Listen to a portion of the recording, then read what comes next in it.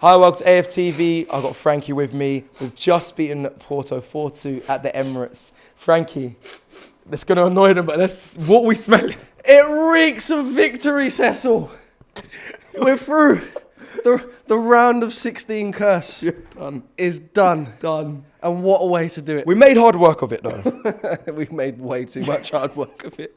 My heart wasn't ready for that, especially ahead of a fight on Saturday. I was trying to be as stress-free as possible this week. And Arsenal, in that sense, haven't helped me. But at the end of the day, they've got the job done. What a moment it was on penalties. Big up to David Raya as well, because I looked at his penalty record before the penalty shootout. Talk to us. What was it saying? Because we told you not to say it on stream. But what was it? It was like 36 penalties faced, only 4 saved or something like that. So I was a little bit worried going into the penalty shootout. But I love it when I get proved wrong and stuff like this. So I'm absolutely buzzing, Cecil. Amazing. Who was your standout today then, Frankie? Because I think you're right there. I mean, no one's really speaking about Raya, but of course he made the saves. But it was a game of not great quality from both sides in the end, if I'm being honest. There's a lot of people, a lot of nervousness we could see on the pitch there. But who stood out for you? Yeah, it's a bit of an awkward one, really, because I don't think anyone played fantastically, as per se. But the people that I'll go to is obviously David Raya for the penalty shootout performance.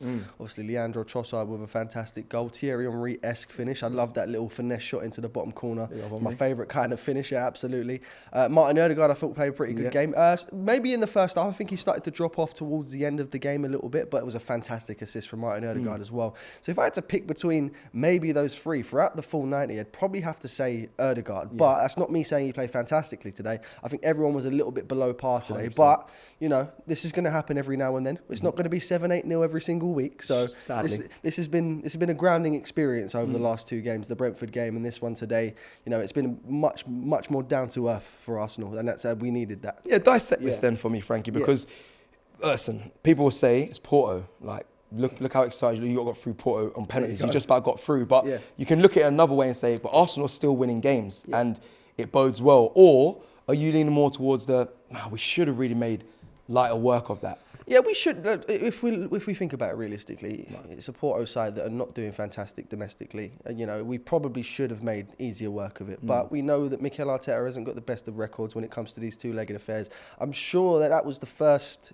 correct me if I'm wrong, but I'm sure that was the first knockout stage home game that he's ever won for us. In 3 or 4 attempts. I might be wrong there, but I'm sure that was what I heard. Arteta? Yeah, I believe so, yeah. Yeah, so there you go. So, he's made a thing out of making hard work of these knockout competitions and, you know, just to finally get over the line and get to the quarterfinals of the Champions League for the first time in, 14 years?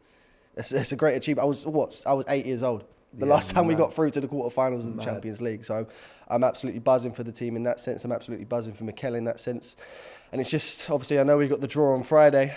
It's all big teams now. So, we've got the big boys to come. Yeah, and we should be excited for that as Arsenal fans. I think it's time to relish in that. Let me give you this question and get your answer, because I've asked everyone, you've probably heard.